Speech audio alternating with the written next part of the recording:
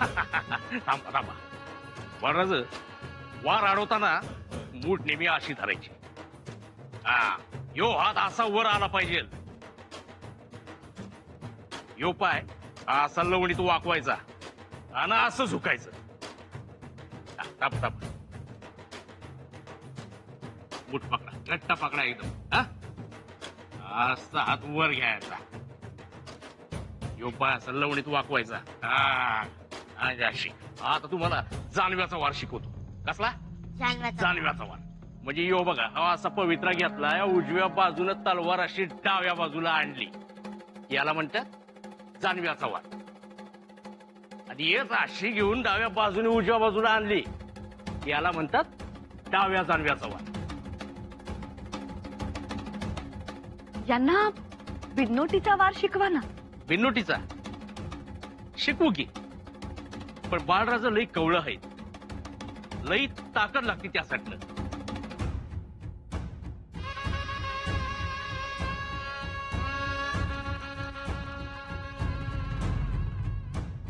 मुद्रा राणी साहेब, गडावर कोण आलंय ग? युवराज अत्ने जिंकून गड चढत आहेत.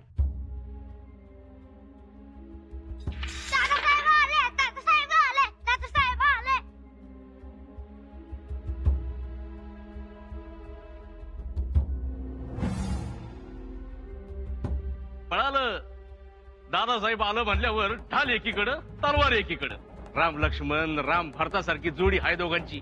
लई माया हाय दोघांची एकमेकांवर.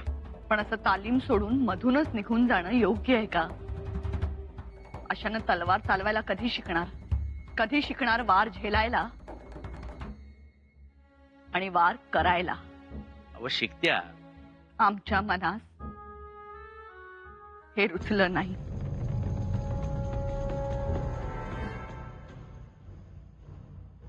पंत, अहो एवढी गडबड? महाराजांकडून कधीही निरोप येऊ शकतो. तयारीत असलेलं बरं. खरंय. अहो मोहिमेवर खर्चच एवढा झालाय आणि त्यात फोंडाही ताब्यात आलेला नाही. म्हणजे महाराज रागवणार तर नाहीत ना? नाही रागवणार, कारण फोंडा आणि तिसवाडी बारदेशची परिस्थिती महाराज जाणतात. त्यात फिरंगी किती चिवट आहेत हेही महाराजांना माहित आहे. ते झालंच. शिवाय आम्ही जिंकलो नसलो तरी पराभूती झालो नाही. विजराईला केवढा धाक बसला, केवढा उर्मट आहे तो, शिस्तही केवढी. हे असं नीट सांगा महाराजांना, पटेल असं. पण रावजी पंत, पराभव हा जितेच्या ओठांनी सांगितला ना की हा पराभव पराक्रम वाटू लागतो. तेच आम्ही करणार आहोत. त्यात तुम्ही वाकबगार. आणि अगोदरची पुण्याई पाठीशी आहेच की. पंत, अहो महाराज काय म्हणतात, कालच्या पुण्याईवर रायगडावर आजचा दिवस उगवत नाही. राहुजी पंत, आम्ही मोकळ्या हाताने आलो नाही हेही लक्षात घ्या. अजिंक्य तारा बकोटीला मारून आलोय आम्ही. तेवढ्यावरच निभावून नेता येईल वेळ. बघू.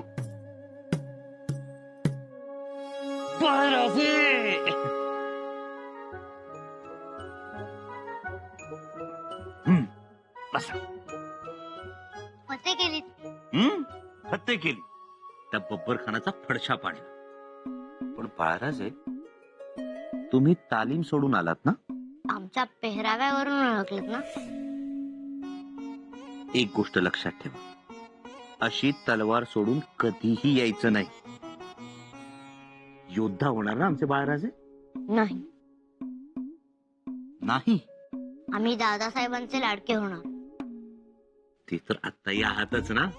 मग तलवार शिकायची काय गरज आहे तुम्ही असताना? बाळराजे, तुमच्यावर कोणी हल्ला केला तर? ते शक्यच नाही. आणि जर कोणी वार केला तर त्याचा कयम खान होईल. हे सर्वांना ठाऊक आहे. ते आहेच, पण तरीही तुम्हाला तलवार शिकावी लागेल. आबासाहेबांना केवढा आनंद होईल तुम्हाला तलवार चालवताना पाहून. ते तुमचं कौतुक करतील आणि तुमचा आम्हाला हातभार लागेल. शिकणार ना तलवार? हो. आत्ता कोण तलवार शिकवत होतं? नेताजी का? हो, आणि मातोश्री सुद्धा होत्या. बाळराजे, तुम्ही अशी तलवार सोडून पळून आलात म्हणून मातोश्री चिडल्या असणार. नेताजी काकांची तरी आज्ञा घेतली होती येताना? नाही. मग जा आणि दोघांची माफी मागा. खरंच चिडले असतील मातोश्री? खात्रीनं चिडले असणार. जा. महाराज माफी असावी. फोंड्यात आम्हाला यश आले नाही, पण आमचा पराभवही झाला नाही. तानाजी पंत, जे झालं ते आम्हीही जाणतो. आणि तसही फोंडा बारदेश ही मोहीम कठीणच होती. कसा? कठीण म्हणजे महाराज आपल्याला तर अनुभव आहेत. शिवाय विजराई महाहरामी.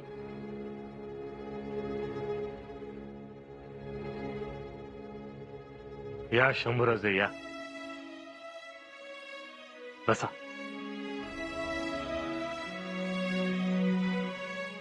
पण महाराज,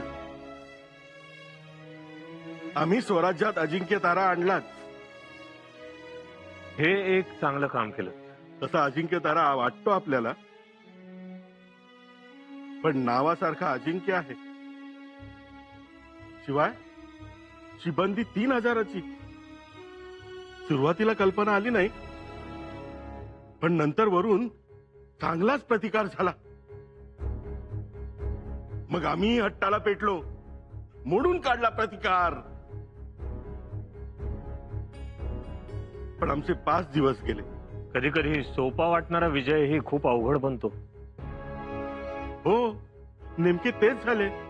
आम्हाला वाटले होते गड 2 दिवसात हाताशी येईल, पण 5 दिवस लागले. शंभूराजे, तुम्ही देखील मोठी कामगिरी बजावली. आम्हाला खूप आनंद झाला. तुम्ही एक अथनी तर मारलीतच, पण त्याचबरोबर असंख्य आया बापांचे आशीर्वाद घेऊन आलात. महाराज आपली प्रेरणा. आता तुम्हा दोघांनीही मोहिमेचा जमा खर्च सदरेवर द्यावा आणि आराम करावा.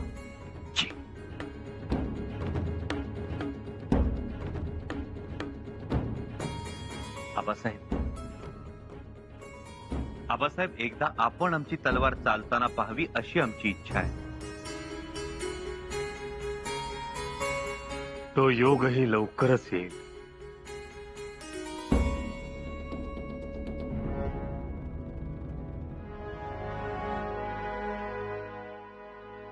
आबासाहेब, आपण आमची तलवार चालताना पाहाल यापेक्षा दुसरा मोठा आनंद तो कोणता? फक्त तो योग लवकर यावा.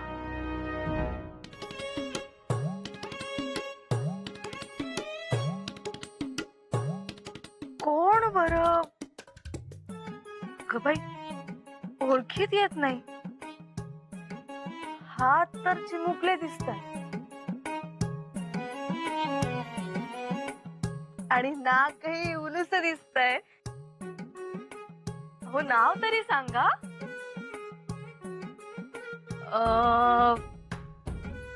आमचे दाईसाहेब बाळराजे तर नाहीत ना? बाळराजे वहिनीसा, आम्हाला सांगा, तालीम महत्वाची का दादासाहेब महत्वाचे? दादासाहेब. मग दादासाहेब आले म्हटल्यावर त्यांना सामोरे जाणं योग्य की अयोग्य? योग्य. मग आम्ही हातातली कामं सोडली, ती चूक का बरोबर? बरोबर. काम सोडलत ना, मग काही हरकत नाही. हो ना?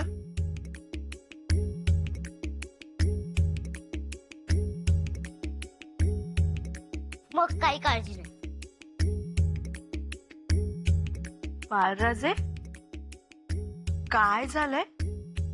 असं का विचारताय? काय नाही, आमच्या मातोश्री आमच्यावर रागवल्यात. आणि ते का म्हणून? आम्ही तालीम सोडून दादासाहेबांना भेटायला गेलो म्हणून. तुम्ही त्यांची परवानगी घेऊन नव्हता गेला? नाही. मग आता एक काम करा, आत्ता जा आणि त्यांची माफी मागा. आम्ही नाही जाणार, तुम्ही या आमच्यासोबत. तुम्ही आलात ना तर त्यांचा आमच्यावरचा राग पटकन कमी होईल. म्हणजे मघाची मखलाशी यासाठी होती तर? वहिनीसा, चला ना. आम्ही वहिनीसा म्हणून यायचं की ढाल म्हणून? येताना येथून वहिनी म्हणूनच या आणि तिथे गेल्यावर आमच्या समोर ढाल म्हणून उभी राहा. बरेच आहात की. चला. माफी असावी पंत, परंतु खर्चाचा ताळमेळ बसत नाहीये. बाजार बुणग्यांचा खर्च जरा जास्तच आहे. हा मनाचा खर्च नाही, हा मैदानावरचा खर्च आहे. परंतु खर्च मंजूर करणं कठीण आहे. तुम्ही आडवे जाताय असं नाही का वाटत तुम्हाला चिटणीस? खर्च मंजूर करा. अनाजी पंत,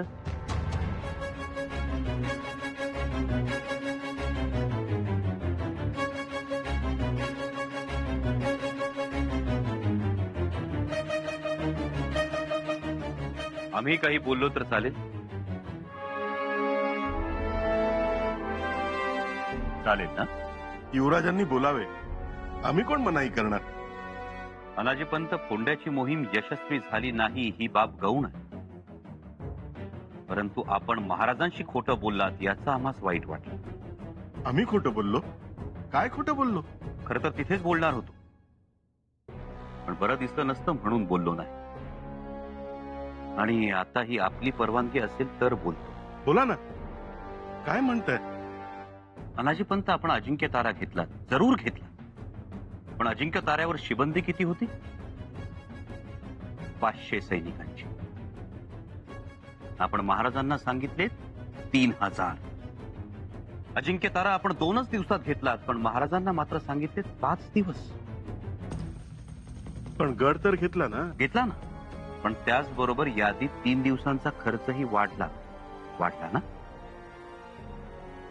का असं करता अनाजी पंत? युवराज, क्षमा असावी.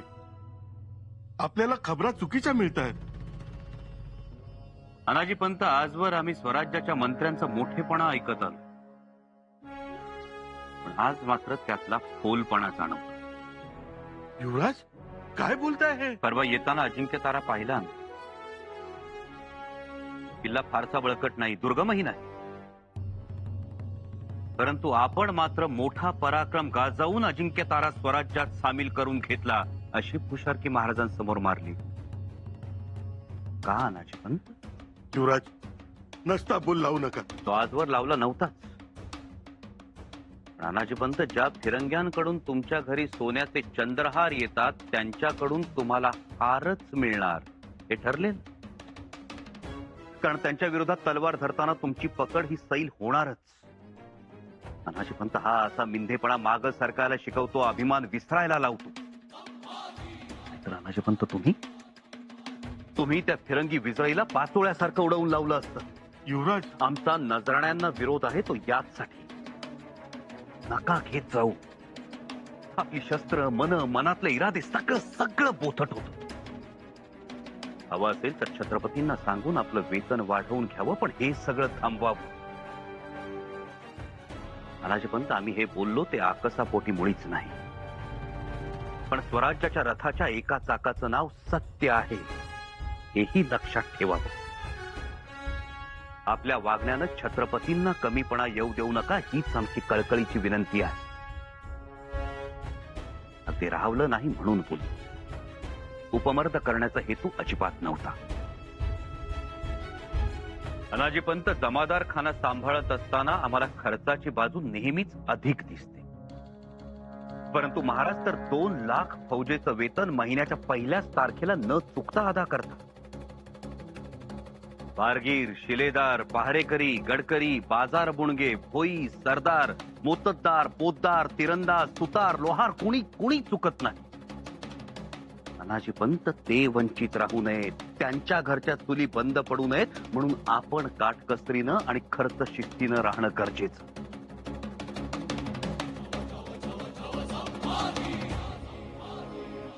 विचार व्हावा अनाजी पंत.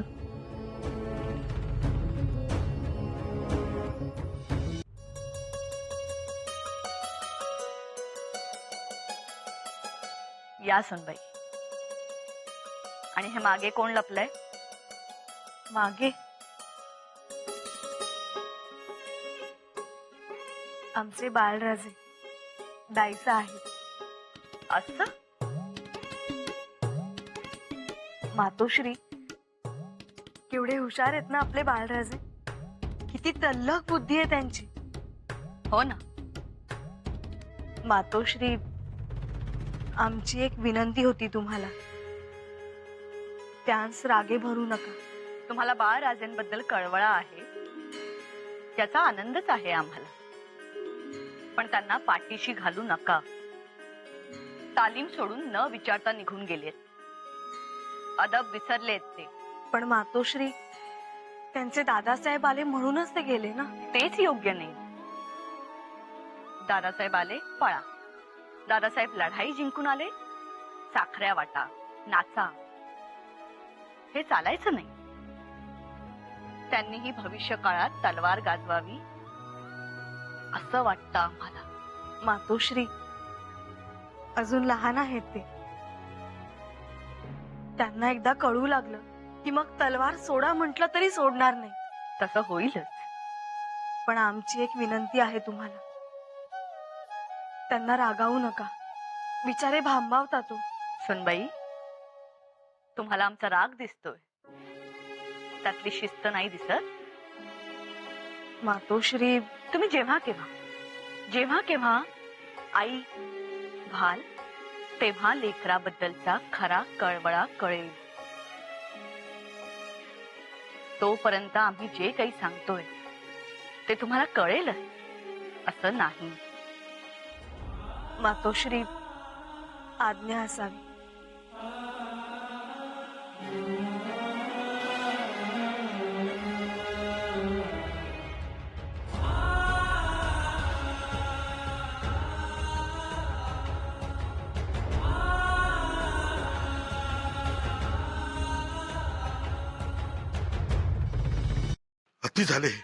अति झाले. नाका तोंडात पाणी गेले. शांत व्हा पंत. काय शांत व्हा? आता खरंच सहन होत नाहीये. खरंच नाही. प्रत्येक गोष्टीला काहीतरी मर्यादा असते. किती बोलले ते बघितलं ना. आतापर्यंत महाराजांचा धाक होता. हो, त्यांचा धाक होता. पण त्यांचा धाक असा मांजराच्या नखासारखा ओरबडणारा नव्हता. त्यांचा धाक प्रेमळ होता. त्यात आपलेपणा होता. यांचा धाक म्हणजे सासुरवासच. हो ना. म्हणजे कधी कुठून टोमणा ऐकू येईल आणि कधी कुठून जिवारी लागणारा शब्द ऐकू येईल काही सांगता येत नाही. म्हणजे मला जसं आठवतंय तसं एवढा बेभरोसेपणा सदरेवर तरी नव्हता. गड चढताना पोटात गोळा येतो हो मोरोपंत. खरंय. प्रधान मंडळाची जशी ससे होलपटच सुरू झाली असं दिसतंय. पण ही काय मर्दुमकी नाही. युवराज म्हणून आम्ही आदर करतो, पण आम्हाला काहीच किंमत द्यायची नाही. प्रत्येक गोष्टीत उणेपणा बघायचा, हे बरोबर नाही. उणेपणा कशात नसतो. अति गोऱ्या बाईलाही मिशीची लव दिसतेच. बघा ना काय म्हणाले. फिरंग्यांकडून सोन्याच्या दागिन्यांचे नजराणे येतात, मग त्यांच्या विरुद्ध तलवारी धरताना मुठीवरची पकड आपोआप सैल होणारच ना. नाही, हे योग्य नाही. युवराजांनी असं बोलायला नको होतं. आणि म्हणाले मिंदा माणूस अभिमान विसरतो. कधी कधी असं वाटतं ह्यांच्यापेक्षा राजाराम राजे थोरले असते तर फार बरं झालं असतं. पण आता काय करणार. जे आले वाट्याला ते भोगले पाहिजे. खरं सांगू, उद्याचा राजा आमचा पाण उतारा करणारा नव्हे तर आमच्या शब्दात राहणारा असायला हवा.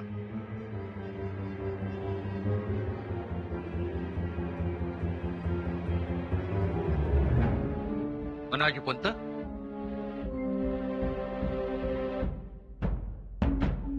तुम्हाला नाही वाटत तसं?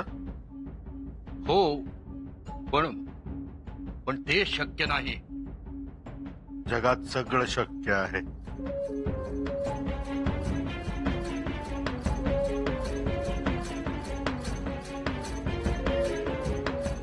तुम्ही फक्त बरोबर राहा.